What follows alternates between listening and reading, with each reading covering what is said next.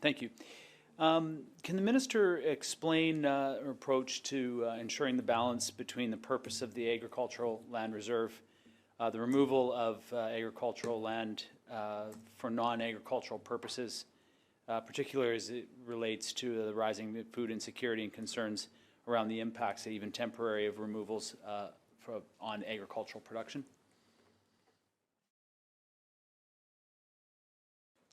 Minister. Thank you, Chair.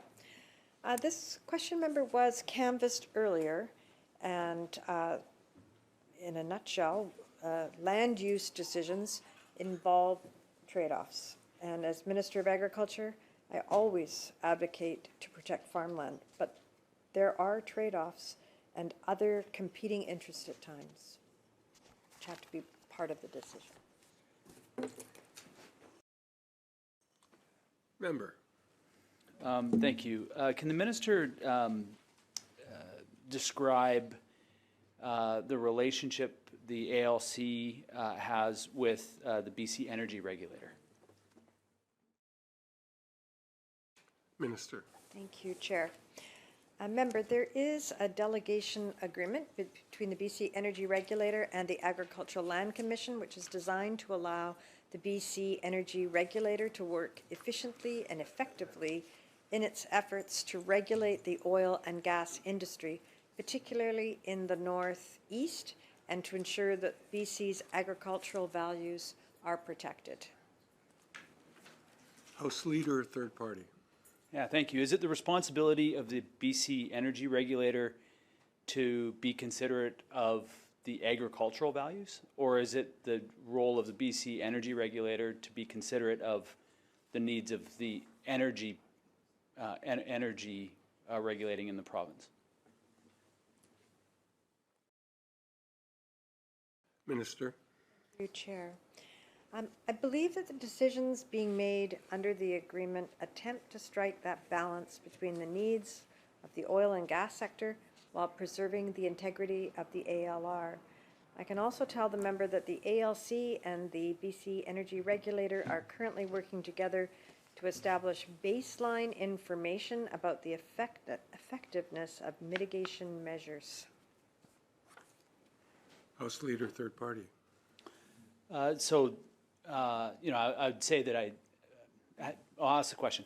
Has the minister been up to the northeast to see for herself the impact of the decisions that the BC Energy Regulator is making with respect to agricultural land, water storage facilities on agricultural land, the development of gas production facilities, fracking sites, and the storage of used frack water on agricultural land? Has the minister been up north to witness that for herself? Through you, Mr. Minister. Thank you, Chair. Yes, I did visit the Northeast.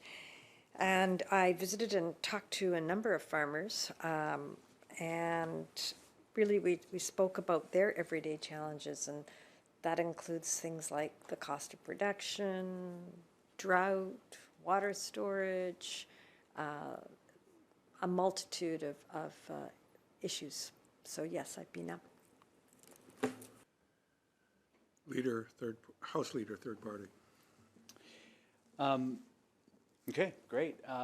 Then you know, I think that perhaps then the minister and I have different perspectives on the balance that the minister asked about, because you know, what I saw was the significant reduction in the production of the land where the pipelines run, for example. They crisscross those lands all over the place.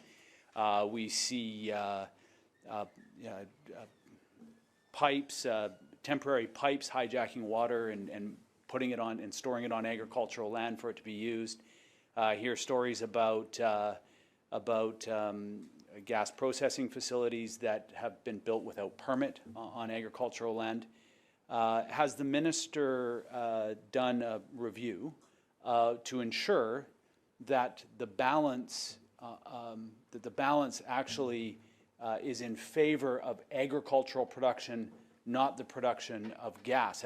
Since the delegation agreement has been made, has there been a review to ensure that this ministry and this minister is actually indeed looking out for the interests of agriculture, which is the job, and not just allowing oil and gas to run roughshod over that land? Minister. Thank you so much, Chair.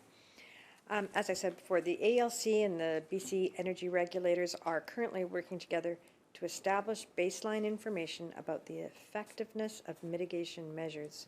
And the results of this work will give us a better picture of how that balance is going. Member. This delegation agreement has been in place for several years. It's frankly surprising that this isn't something that's built into the agreement on an ongoing basis, rather than a process that the minister is describing as something that is in the process of being developed.